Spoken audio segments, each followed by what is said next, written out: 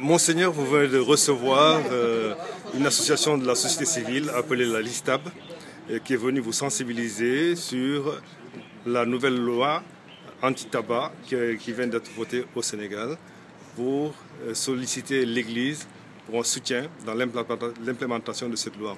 Alors, après cette séance de travail avec la LISTAB et l'ensemble des associations qui l'accompagnent, quel est le message que vous pouvez délivrer? Mais j'ai d'abord un sentiment de gratitude pour tout ce que j'ai entendu aujourd'hui, qui me permet d'être mieux informé d'un enjeu capital de santé publique et personnelle dans la vie de nos populations et des individus. Et donc je voudrais remercier tous les intervenants qui sont venus aujourd'hui et qui m'aident dans cette sensibilisation. Je comprends mieux aussi aujourd'hui les enjeux du tabac. Le tabac qui est un fléau, qui menace la santé des populations et des personnes et qui nous invite à une prise de responsabilité particulière. Cette prise de responsabilité a l'avantage aujourd'hui de pouvoir s'appuyer sur une loi, mais la loi ne fera pas le travail à notre place.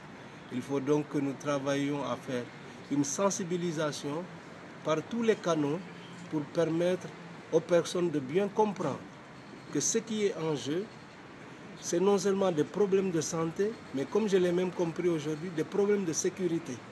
Parce que lié au tabac, il y a tout le problème de la contrebande dans la sous-région. Et si donc il n'y a pas une synergie des pays pour la lutte contre le tabac, d'autres créneaux vont entrer qui vont menacer notre sécurité.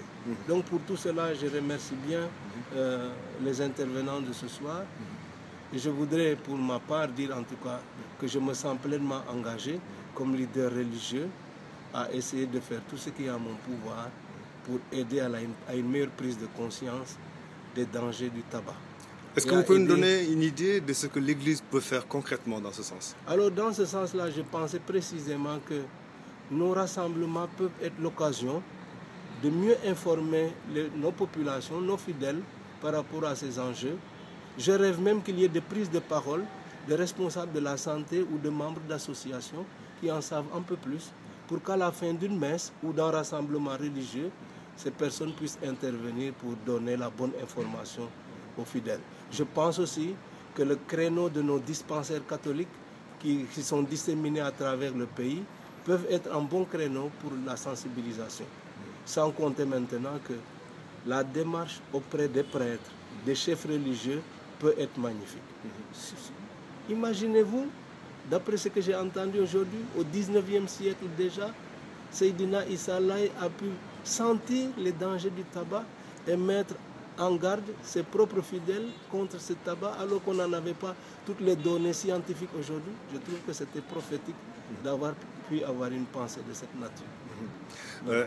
Monseigneur, est-ce que vous pouvez nous dire en wolof ñu bantuwaat li ñu waxoon léegi ci français jot nga fii jotaay ak mbootaay bu ñuy wax LISTAB nga xam ne dañoo xeex pour am loi bu mën a sàmm nit ñi askan wi ci lépp loo xam ne day indi tawat wala tolof-tolof ci doomi adama muy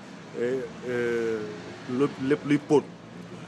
donc loolu bi nga amee waxtaan boobu ak léegi dañu bëgg a xam église bi lan mooy wàllam ci mbiru sàmm doomi adama ci póot.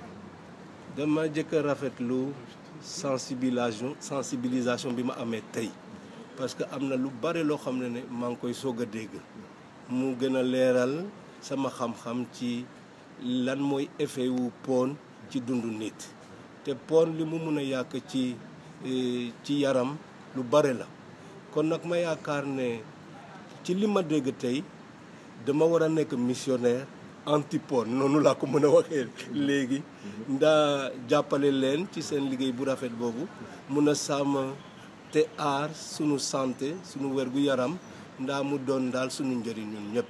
defe naa ne jàngu bi am na ci wàll ci li ñu mën a def ndaa sensibiliser fidèles yi dispensaires yi catholiques yi itam mën nañ ci dara ak itam li ku nekk ci ñun surtout l'abbé yi mën a def ndaa sensibilisation boobu jëm kanam.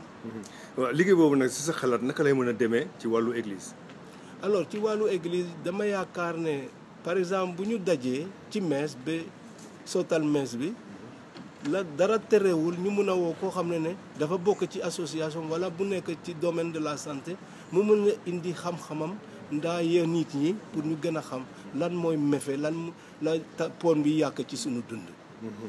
loolu mën na ne ñu teg ci itam li ñu mën a def ak sunu poste de santé yi itam ak sër yi faj ci dispensaire yi loolu lu am solo la itam ci man. xam nga askan bi ñu bëri bu ñu déggee loi dañuy xalaat xëy na doole nguur gi mooy daanu seen kaw ndax loi bi nga xam ne dafay sàmm nit ñi poon dañ koy méngale ak doole buy daanu seen kaw wala lan lañ ko war a méngale ci seen xalaat yi waa église ak bi nga jotee waxtaan ak nit ñi ba pare. xam ngeen ne même ci diine da ngay dégg ne yàlla lii la wax loolu dañ koy dégg mu dee luwaa wu yàlla te duñ ko topp kon nag luwaa bi doyul il faut ku nekk ci ñun gën a yeewu yokk xam-xamam mun a jël itam décision ndax mu nekk responsable lii daal maa ko yéenu sama responsabilité la dinaa ci def li ma mën ndax sama morom loolu lu am solo te sama bopp itam voilà. jërëjëf monseigneur. Merci beaucoup.